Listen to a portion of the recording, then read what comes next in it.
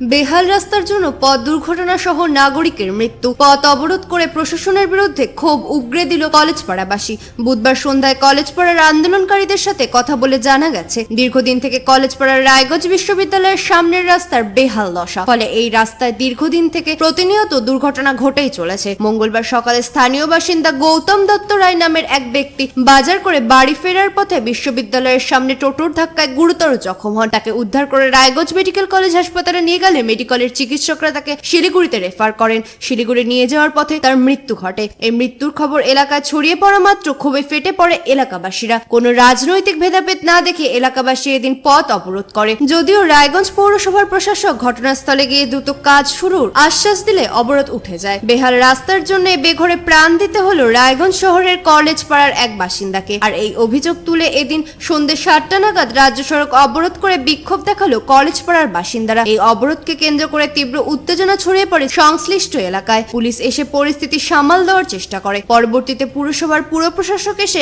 আন্দোলনকারীদের সঙ্গে কথা বলে পরিস্থিতি সামাল দেয়। আমি ডক্টর বাবুলাল বালা, পেশাগতভাবে আমি রায়গঞ্জ বিশ্ববিদ্যালয়ের অধ্যাপক। না, রাস্তায় কারণ এটাই যে গতকাল এই বিশ্ববিদ্যালয়ের সামনের যে বেহাল রাস্তা, এই বেহাল রাস্তা জনিত কারণে দুর্ঘটনায় আমার সুপ্রতিবেশী শ্রী গৌতম দত্ত রায় প্রাণ হারিয়েছেন। যে কারণে আমাদের পাড়ার সমস্ত মানুষ, কলেজ পাড়ার সুনাগরিক যারা, তারা ধৈর্যের বাঁধ ভেঙেছে তাদের। এই রাস্তাটা দুর্গাপুজোর আগে থেকে খারাপ।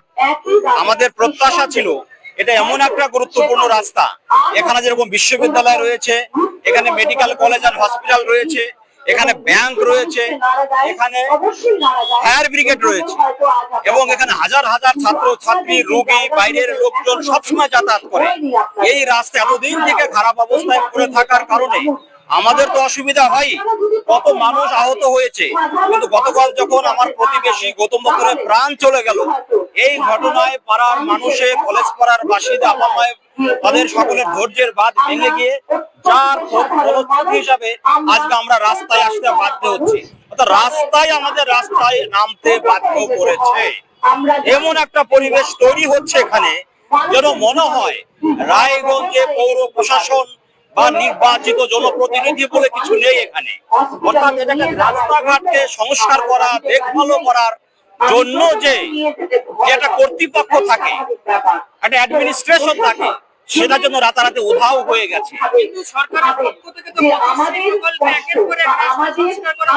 আমি এখানে কোনো রাজনৈতিক কথা বলতে চাইছি না, আমি সরকারের নামও বলতে চাইছি না, কিন্তু পথশ্রীর মাধ্যমে কি করা হয়েছে, যা কিছু বলা হোক না কেন, আমরা যেখানে রয়েছে আপনারা নিজেরা, আপনাদের ক্যামেরা আছে, আপনারা স্বচক্ষে দেখুন।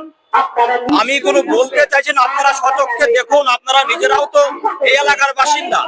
এই রাস্তার বেহাল অবস্থা 1 বছরেরও বেশি সময় হলো সেটা হয়ে আছে। পশ্চিমবঙ্গে এমন ঘটনা আর কোথাও আছে কিনা যে রায়গঞ্জ সুস্থ নাগরিক পরিষেবা দেওয়ার জন্য প্রতি বছর পুরস্কার পেত? বলতে বাধ্য হচ্ছে আমাদের পূর্বতন যিনি পৌরপতি ছিলেন শ্রদ্ধেয় মহিত সেনগুপ্তের আমলে। কিন্তু আমার নিজের ব্যক্তিগত ধারণা, বর্তমান পৌর প্রশাসক মাননীয় সন্দীপ বিশ্বাস, আমার ব্যক্তিগত ধারণা তিনি খুব দক্ষ প্রশাসক, কিন্তু তার মতো প্রশাসক থাকা সত্ত্বেও এরকম পরিস্থিতি কেন হলো সেটা আমরা বুঝতে পারছি না। এটা আমাদের অত্যন্ত দুঃখ, বেদনা, এটা আমাদের রাখার জায়গা নেই। আমার নাম অমিত কর। দীর্ঘ কয়েক মাস ধরে আমরা সবাই জানি, কলেজ পাড়া এবং গোটা পুরো রায়গঞ্জ জানে, একটা ইউনিভার্সিটির মতো জায়গা, গুরুত্বপূর্ণ একটা জায়গা, তার সামনে যে বিস্তর একটা রাস্তা চলে গিয়েছে, দীর্ঘদিন যাবৎ বেহাল অবস্থায় পড়ে আছে। আমরা বারবার জানিয়েছি, হাজার হাজার স্কুল ছাত্র, কলেজ ছাত্র এবং এলাকার মানুষ, শুধু তাই না, প্রশাসনের উচ্চ পদস্থ অফিসার এবং প্রশাসনের লোকজন সেই রাস্তাতে যাতায়াত করে, তাদের কোনো হেলদোল নেই। ইতিপূর্বে বেশ কয়েকটা ছোটখাটো অ্যাক্সিডেন্ট ঘটেছে, সেখানেও আমরা প্রতিবাদ জানিয়েছি। কিন্তু খুব দুর্ভাগ্যের বিষয়, গতকাল আমরা একটা সহনাগরিককে হারিয়েছি, গৌতম দত্ত রায়, এক টোটোর সাথে অ্যাক্সিডেন্টে তিনি মারা গেছেন। এই অবস্থায় দীর্ঘদিন এটা চলতে পারে না। আমরা এই জন্য আজকে এই পথ অবরোধ করে প্রশাসনকে জানান দিতে চাই যে এইভাবে যদি চলে, আগামী দিনে আরো দীর্ঘ আন্দোলন, দীর্ঘ বড় আন্দোলন করব। শুধু তাই না, কালকের বিবাহ বার্ষিক ছিল, ওটা বলবো। শুধু তাই নয়, আজকে আমাদের দাবি এই পথ অবরোধ কতক্ষণ চলবে। আজকে উচ্চ কোনো আধিকারিক, প্রশাসনিক আধিকারিক বা চেয়ারপারসন হোক, এমএলএ হোক, চাই ডিএমএসপি হোক, তাদের উপস্থিতিতে আমরা আশ্বাস চাই যেন এই রাস্তাটা দ্রুত হয়। এভাবে চললে পরে আগামী দিনে আমাদের কলেজ পাড়া এবং যে এলাকার মানুষ তারা এই রাস্তা দিয়ে চলাফেরা করতে হবে না। এই অবস্থায় আমি চাই খুব দ্রুত যেন এই রাস্তাটা সংস্কার করা হয়। কারণ এই কারণেই বলছি, সরকারের পয়সা আছে, সরকারের সবকিছু আছে, সরকার খেলা মেলা উৎসব এই দিকে সরকার টাকা নষ্ট করে, কিন্তু নিত্য প্রয়োজনীয় যে জিনিসগুলো, যে এসেনশিয়াল মানুষের বিষয়গুলো, সেই দিকে সরকার নজরপাত করে না। এইভাবে চলতে পারে না।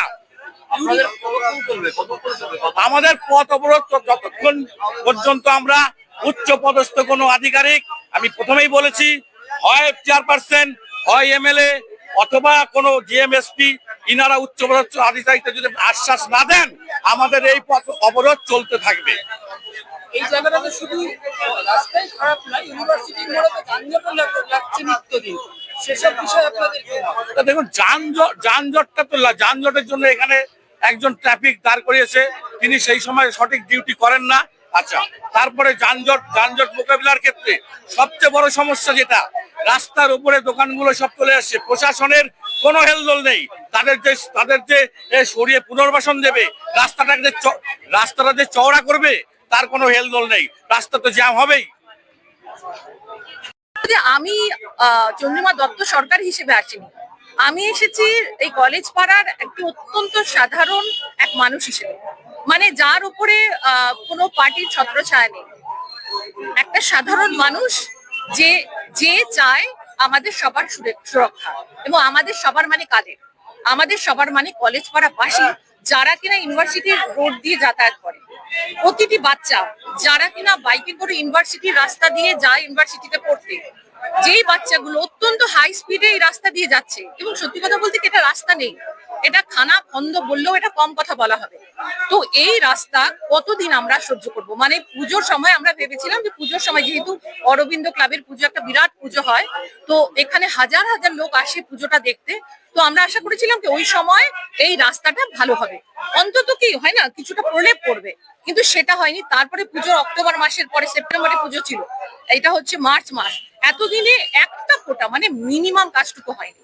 কিন্তু আমরা কতদিন অপেক্ষা করব, এবং আমরা হয়তো আরো অপেক্ষা করতাম, হয় না যে ওই যে বিপদ বাড়িতে কড়া নাড়ে, যেরকম বিপদ কড়া নাড়ছিল। কিন্তু গতকাল যে ঘটনাটা ঘটেছে, আমাদের পাড়ার আমাদেরই সহ নাগরিক একজন মারা গেছেন, তো এরপরে আমার মনে হয় যে সুস্থ নাগরিক বুদ্ধি নিয়ে আমার মনে হয় কারো বসে থাকা উচিত। আমরা কি চাচ্ছি, কি মনে হচ্ছে এই পথ অবরোধ কিসের জন্য? শুধুমাত্র এই জন্য যে আমাদের একটা সদর্থক কথা দরকার, যে হ্যাঁ, এবং কথা না, কারণ আমরা এরকম জানি যে কথা আসে কথা যায়, কিন্তু আমাদের উলুখাগড়া আমরা যেভাবে আছি সেভাবেই থাকি। আমাদের এই কাজটা অবিলম্বে শুরু হতে হবে এবং একটা পার্টিকুলার সময়ের মধ্যে শেষ হতে হবে, এবং এই সদর্থক বক্তব্যটাই আমরা চাই, এবং এটা যতক্ষণ না আসবে আমাদের পথ অবরোধ। রায়গঞ্জ থেকে বিথিকা পালের রিপোর্ট, কুলিক নিউজ।